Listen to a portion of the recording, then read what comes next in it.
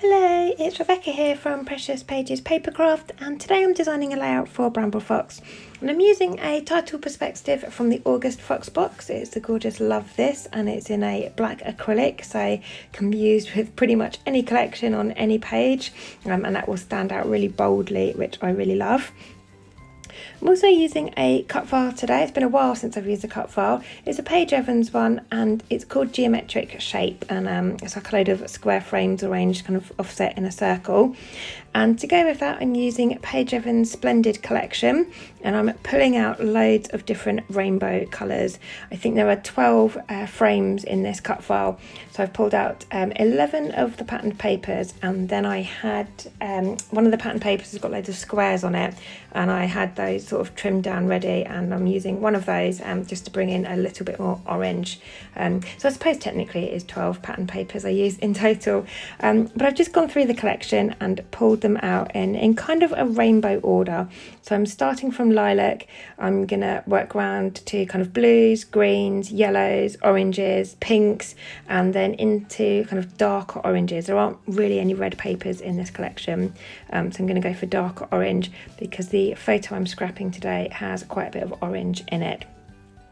But I'm just taking some time. I've got those negative pieces still stuck on my cutting mat just off the screen here, so I'm just turning them over obviously as I cut them out, because I'm drawing around them on the back of the pattern paper, so important to remember to turn the pieces over, and then just tracing them to the exact size. Then I'm going to cut them out and distress all the edges and get those in place. And I love how this turns out in the end with all the bright and bold rainbow colours and patterns, and then you've got that bold black acrylic title. It really pops off the page against those bright colours, so love how that turns out.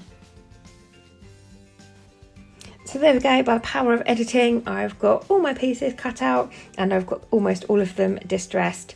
And I've just used my little edge distressing tool for that. I did end up ripping one of the pieces, that darker blue one there, I ripped in half, but it doesn't matter, it doesn't really show once I've got it all in place.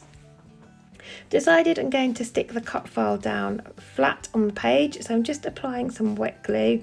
I've got one of the fine liner bottles that I use for this, and it's just got standard PVA glue in it, but I've watered it down to make it a little bit thinner so that it comes out of the nozzle easier. But that's great for applying on the back of cut files, and you can also use it for acrylics as well. I tend to reach for my glossy accents, and it's got its own little kind of nozzle on the end, but if you do use normal PVA or tacky glues, these fine liner bottles are really good because they've got that metal nozzle at the end, so it means you won't get too much glue on the back of your perspectives.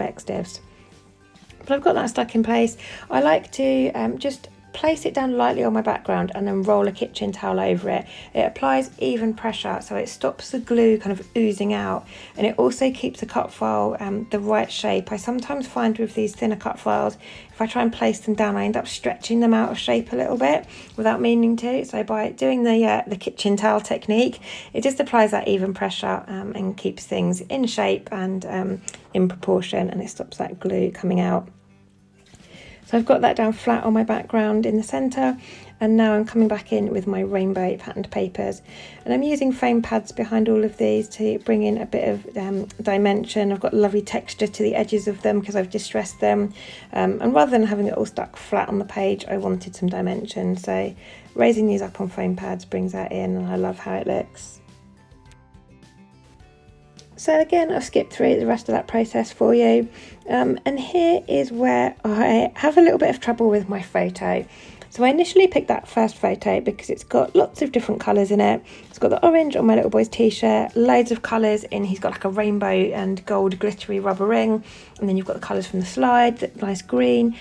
But I wasn't sure on it, there was something not quite right, it wasn't really singing to me.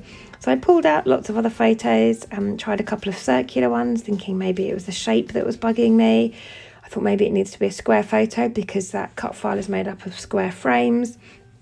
Then I tried a black and white photo, thinking that might look better, thinking that maybe the colours in my photo were getting washed out against all those rainbow pattern papers.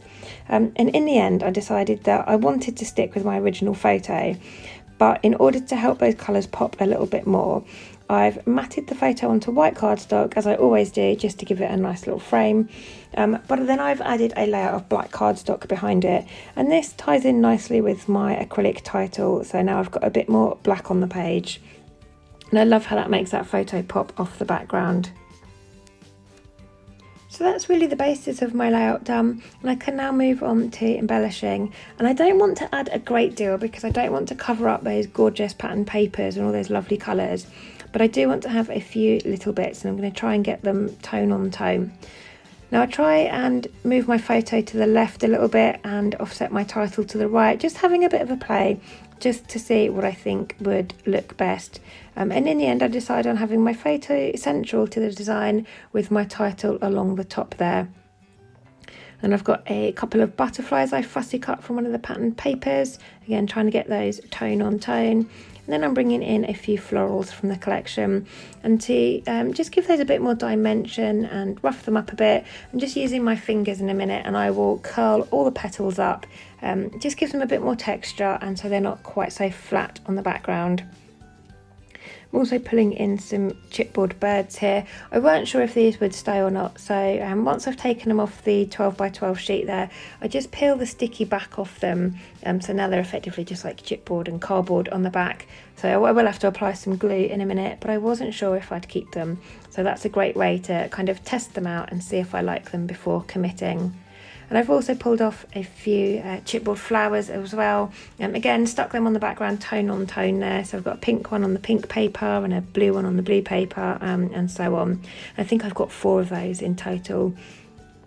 And then I'm just going to get things stuck down now, because it's starting to come together, and I'm reaching that point where I'm adding lots to the page and none of it is stuck down.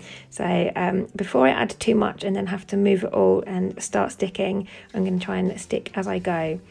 And like I said, I've curled the edges of those petals and leaves up a little bit now to make them look a bit more realistic and interesting. And then I'm using foam pads to stick these down to bring in a bit more dimension.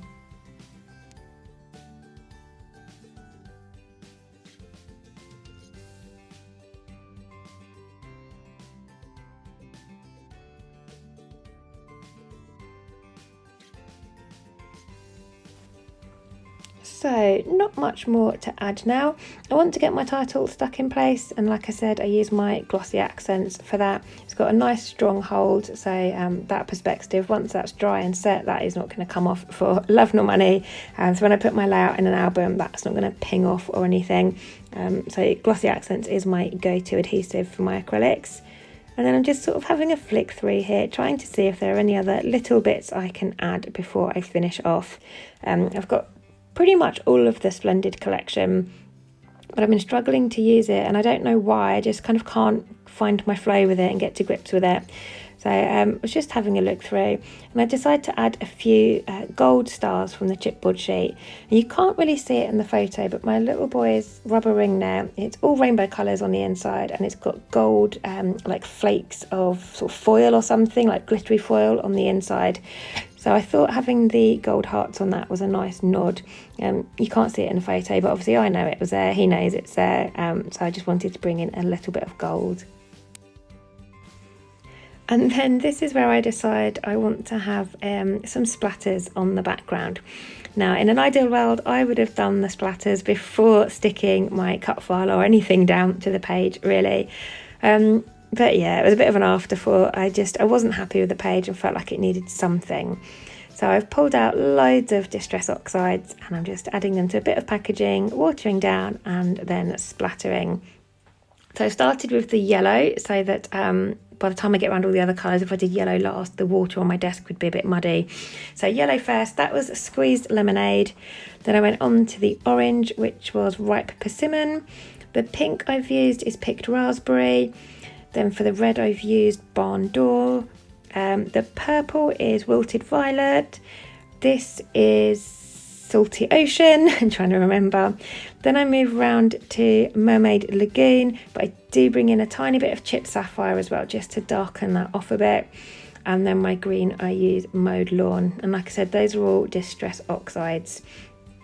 I love how they match the pattern papers in this collection, and I feel a bit happier now I've got some splatters on there. Off camera, what I actually do is add some gold splatters as well. And it got to the next morning, I think, and I came out to my craft room and just felt like I wanted some more gold on the page. So I had those gold chipboard hearts, so I bring in some gold splatters as well. Wanted some more tones of black, so I've pulled in a couple of black heart perspectives. These are from the monochrome set in the store, and you get black and white hearts, and I think they do a set in stars as well, but they're again fab for any kind of layout. And you'll notice in my close-ups in a second, I actually draw around the edge of my cut file with a black fine liner pen as well. I felt like the outer edge of the cut file was just getting a bit lost and you couldn't really see it, so I've drawn around it in a black pen, and it gives it a bit more definition, and just again brings a bit more black in. Little pops of black here and there just help tie in with my photo and that black frame around my photo. But that is me done for today, so thank you very much for joining me. I hope you've enjoyed this layout and the process, and it's given you some inspiration. I will pop a link in the description box below to the Bramble Fox shop, to our Bramble Fox, the Fox Box subscription page, and also to our Bramble Fox Friends Facebook group, so you can head on over and join us there too. But thanks for joining me, and I'll see you next time.